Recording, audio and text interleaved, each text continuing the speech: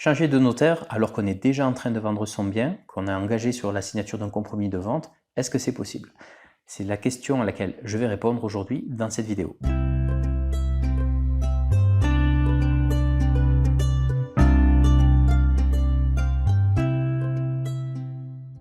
Salut à tous, je m'appelle Julien, bienvenue sur la chaîne YouTube L'Investisseur Enchanté. Alors pourquoi voudrait-on changer de notaire alors qu'on est déjà engagé depuis plusieurs semaines auprès d'une étude? En fait, il peut y avoir plusieurs raisons à ça. La première, c'est par exemple qu'on a constaté que l'étude qui nous représentait a fait plusieurs erreurs sur notre dossier. Une autre raison, on peut être insatisfait des échanges ou des réponses qui nous ont été apportées. Une autre raison possible, il n'y a pas d'échange. Donc du coup, pas d'accompagnement, pas de soutien, personne pour défendre nos intérêts. Dans notre expérience à nous, on s'est retrouvé dans cette position à se questionner sur le changement de l'étude notariale parce qu'on a eu plusieurs facteurs qui nous ont poussé à changer d'étude. La première chose, c'est que on a eu très peu d'accompagnement, très peu d'échanges. Entre le moment où on a eu une offre d'achat et le moment où on a été engagé sur la signature d'une promesse de vente, eh bien, j'ai fait 7 ou 8 mails à mon notaire et sur ces 7 ou 8 mails, le clerc de l'étude m'a répondu une seule fois. Ça veut dire que sur la plupart de mes questions, je n'ai jamais eu de réponse. Il a fallu que je cherche moi-même les réponses sur Internet. Et quand on s'est retrouvé à quelques jours du rendez-vous, avec des projets à lire pour la signature de la promesse de vente, personne n'était là pour nous suivre. Quand on a contacté l'étude notariale au tout début, on avait fait un mail au notaire de cette étude en expliquant la situation. Voilà, on est en train de vendre notre appartement sur Toulouse. Est-ce que vous accepteriez de nous représenter pour la vente du bien? Et dans l'heure qui a suivi, le notaire nous a répondu « Avec plaisir, je m'occupe de votre dossier ». Et ça a été la seule fois, je dis bien la seule fois, où on a échangé avec ce notaire. C'est-à-dire que les semaines qui ont suivi, jusqu'à la signature de la promesse de vente, on a mis le notaire en copie ou en destinataire de mail, il n'a jamais répondu. Il a confié le dossier à un clerc de son étude qui ne nous a pas répondu non plus, qui n'a absolument pas été disponible quand on avait des questions, que ce soit par mail ou par téléphone. Et au final, quand on est arrivé au rendez-vous, on s'est retrouvé en début de rendez-vous, seul face au notaire de l'acquéreur et à l'acquéreur. Au bout de 30 minutes, parce qu'on était en visio, on avait fait procuration 3 jours avant pour pouvoir participer à la signature par voie dématérialisée. Au bout de 30 minutes, le clerc de notre étude s'est connecté en s'excusant du retard. Et entre le moment où il s'est connecté et la fin du rendez-vous, il n'a pas ouvert sa bouche. Et nous, les 30 premières minutes du rendez-vous, on s'est retrouvé face à notre acheteur et face à son notaire, qui nous a déroulé en fait le document qu'il avait rédigé, que son étude avait rédigé. Et c'est à ce moment-là qu'en fait, on s'est rendu compte de plusieurs choses qui auraient dû nous être expliquées par notre étude. La première, en fait, c'est qu'on ne signait pas un compromis de vente. Et en fait, on était tellement focalisé sur le fait que, voilà, on se voyait un rendez-vous pour signer un compromis de vente, qu'on n'avait même pas calculé que sur la première page, il n'y avait pas écrit compromis, mais promesse de vente.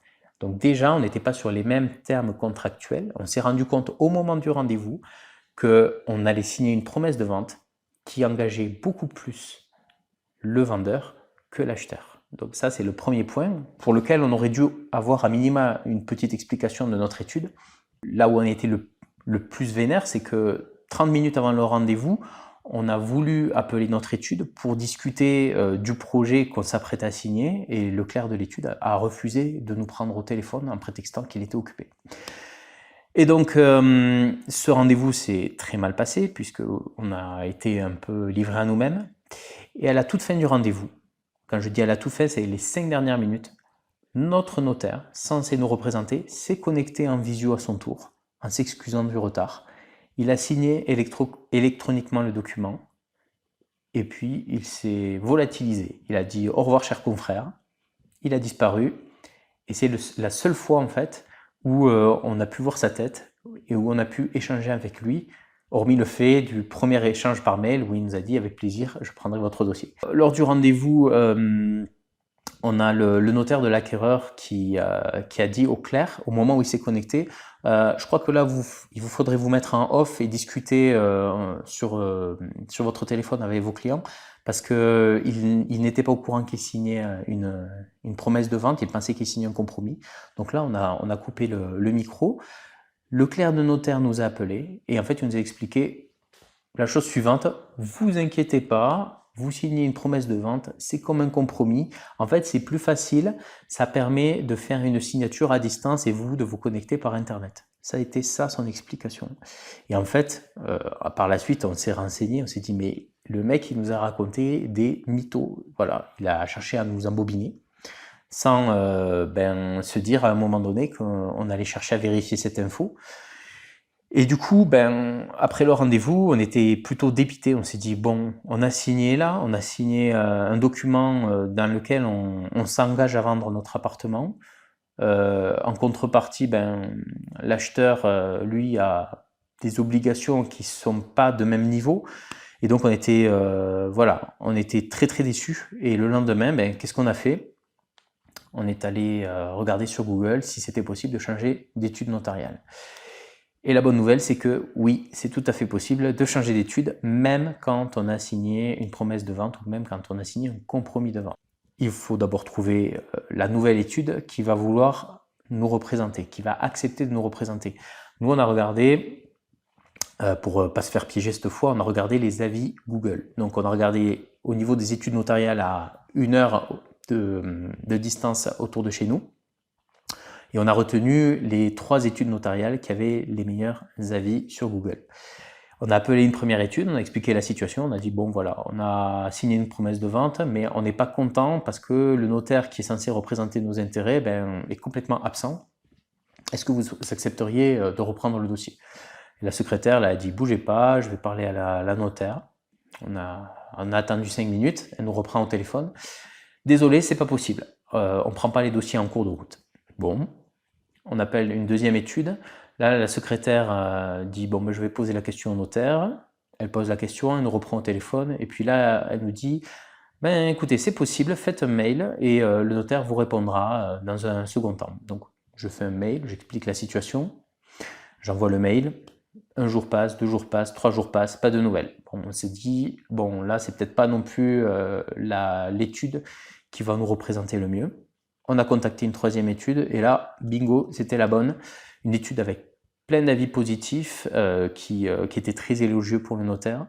Et effectivement, au bout de 24 heures, le notaire nous a appelés pour se présenter, pour prendre connaissance du dossier, pour nous conseiller et pour nous indiquer qu'il acceptait de nous reprendre, même si la promesse avait été signée. Donc là, on était enchantés parce que finalement, on était considérés, alors que jusqu'à présent, le notaire de notre précédente étude ne nous avait jamais eu au téléphone, ne nous avait jamais eu en visio ou quoi que ce soit. Et on savait qu'on avait fait le bon choix. Parce que on vient de signer une promesse de vente, on sait qu'il va y avoir plusieurs semaines d'attente avant de signer l'acte authentique. Et vu comme ça se passait jusqu'à présent avec notre ancienne étude, qu'on était très insatisfait, on allait droit dans le mur si on restait là sans rien faire. Donc, ce petit témoignage pour en fait vous expliquer que c'est tout à fait possible de changer d'étude notariale alors qu'on est déjà engagé sur une vente. Quand j'ai expliqué à notre nouveau notaire qu'on voulait quitter notre ancienne étude, il nous a donné la procédure à suivre, qui est la suivante. On commence par faire un mail à notre ancienne étude, on explique la raison ou pas d'ailleurs qui nous pousse à changer de notaire. Et il faut mettre le nouveau notaire en copie de mail. La deuxième étape, c'est de faire un mail à l'étude notariale de l'acquéreur en mettant de nouveau en copie de mail notre nouvelle étude. Et une fois qu'on a respecté cette procédure-là, le nouveau notaire prend contact avec l'ancien notaire et avec le notaire de l'acquéreur et il les informe de la situation et récupère les informations nécessaires à l'instruction du dossier. Voilà un petit peu comment ça se passe. Alors il faut savoir que quand on est vendeur aujourd'hui, le notaire n'est pas en charge de la rédaction des documents, comme j'en parlais tout à l'heure, mais néanmoins, il a un rôle de conseil qui est très important. Si on n'a pas un bon accompagnement, on peut faire des grosses erreurs. Je prends par exemple le cas d'une vente en copropriété. Imaginons qu'on signe une promesse de vente, que suite à la promesse, il y a une assemblée générale dans laquelle des travaux importants sont votés. Si on n'a pas respecté une certaine procédure, avec envoi de lettres recommandées à l'acquéreur pour le notifier qu'on lui donne pouvoir ou pour lui demander son avis sur les votes, eh bien, on peut se retrouver à devoir payer des travaux alors qu'on n'est plus propriétaire du bien, parce qu'on aura signé après l'Assemblée générale l'acte de vente de notre bien. Donc ça, c'est le devoir du notaire de nous expliquer ces subtilités-là pour éviter justement d'être redevable envers l'acquéreur sur de futurs d'éventuels travaux. Donc c'est un exemple parmi d'autres, mais ce que j'essaie d'expliquer là, c'est l'importance du conseil et de l'accompagnement.